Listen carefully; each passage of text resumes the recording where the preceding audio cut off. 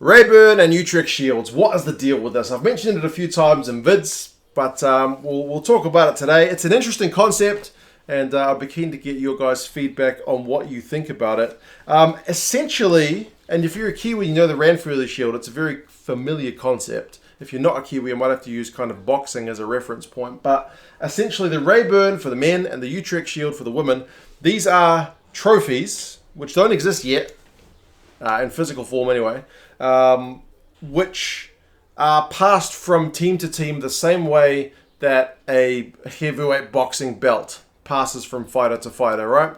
If you want to get the trophy, in this case the shield, or like the belt in boxing, you need to beat the team who held it before you, right? So the reason it's called Raeburn and the reason it's called Utrecht is because if you trace rugby history back to the first men's game at Raeburn Place and the first women's game in Utrecht in the Netherlands,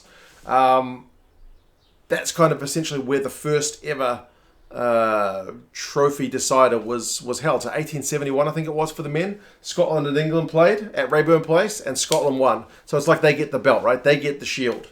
And then the next time Scotland play, back in the 18 whatevers, they have to defend it. And then every time they play, they defend it. And if they lose it, then the next team becomes the holder, and every game henceforth from them is a defense until they lose it. So you trace the line of current holders, which is England, all the way back to the winners in like 1871 and 1982 for the men and for the women.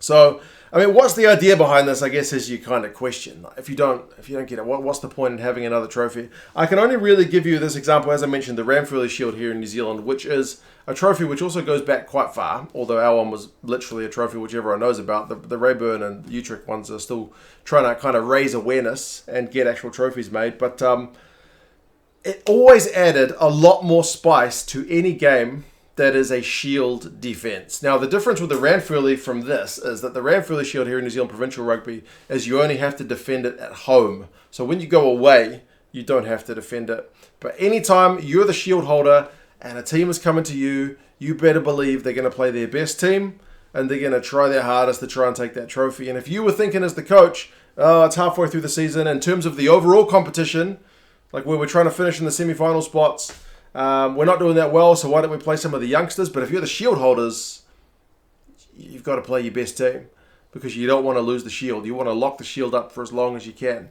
So it's the kind of same idea here, which is a way of adding a trophy to rugby, which all teams can compete for, like Rugby World Cup eligible teams around the world.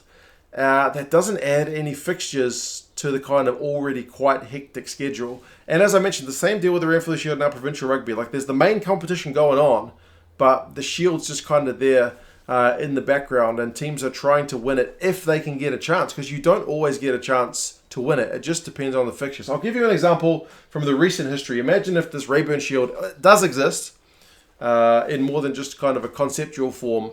South Africa have it from the Rugby World Cup. They took it from Japan. And that's another thing, is a lot of teams who you wouldn't necessarily expect to hold a world trophy can have the trophy. South Africa took it from Japan, and then COVID happens, and then South Africa get back into action against the British and Irish Lions. Now, they can't compete for it because they're not like a Rugby World Cup eligible team. And can you imagine if the British and Irish Lions took it, then there'd be 4 years before you could see them potentially get it in action again. So teams like the Barbars and the Lions, they're not eligible.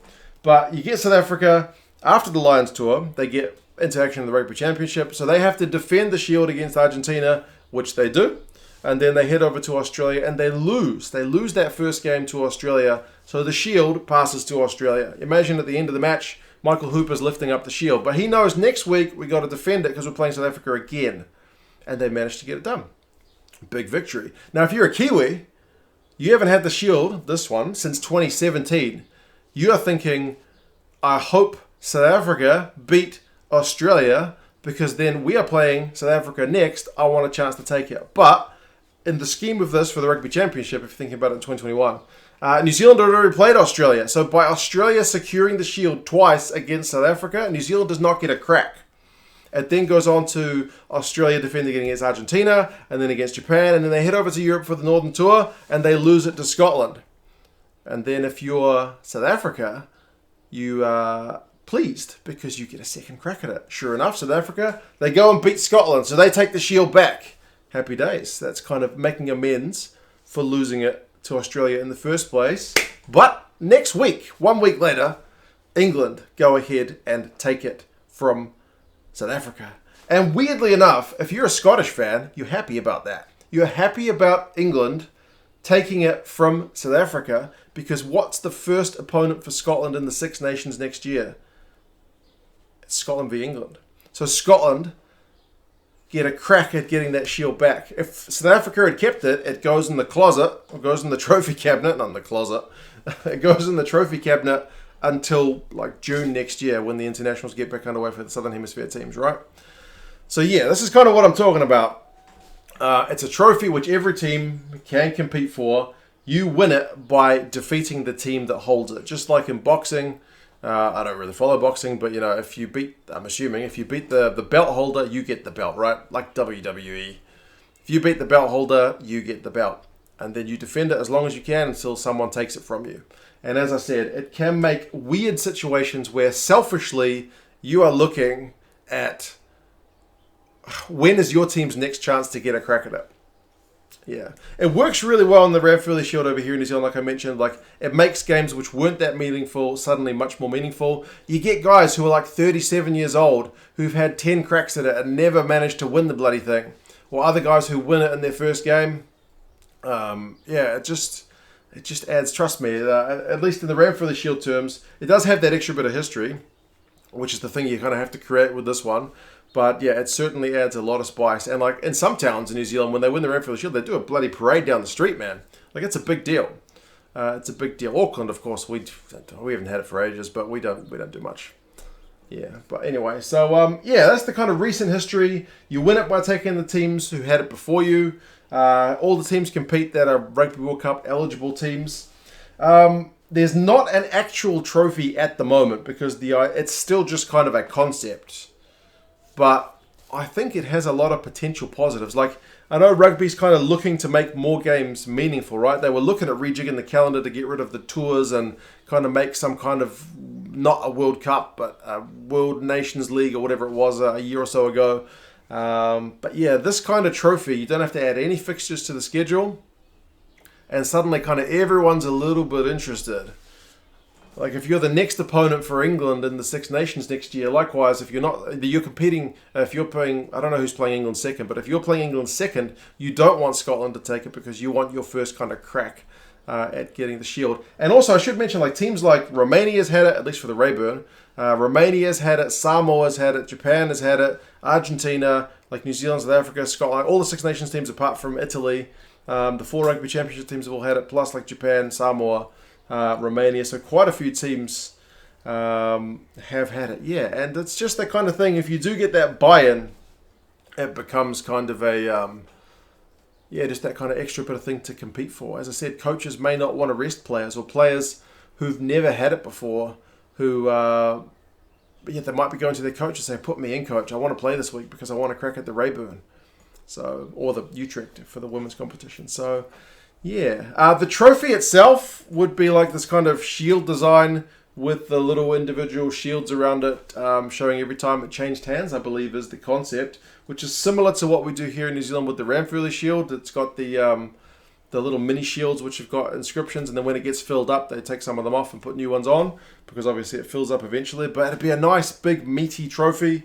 Not like the Rugby World Cup, which always seems so puny in the hands of these massive dudes. Like, you need a halfback to lift up the trophy to make it look decent. Like, David Kirk looks alright lifting it up, but when you see like Martin Johnson lifting up the Rugby World Cup, it looks rather small. Like the Bledisloe is a massive bugger, you know what I mean? That's kind of... It would be fitting. So, yeah, we'll kind of see how this gets off the ground. There is a Raeburn Shield website and Twitter page and Facebook page if you want to kind of check out more information there. There's like infographics and stuff which show you kind of how it's changed hands over the years. There's sometimes like infographics which show you the potential path it could follow. Like the next one you'll be looking at is if England defended against Scotland in the Six Nations coming up, then who's their next opponent? If England win it, then who's the next opponent? If England lose it in their second game, blah, blah, blah, blah, blah. So, yeah. You guys let me know what your thoughts are. Would you be keen to see this kind of trophy officially recognised, getting it into the hands of the players? Obviously, it is, I think, that mental kind of buy-in that takes the longest time.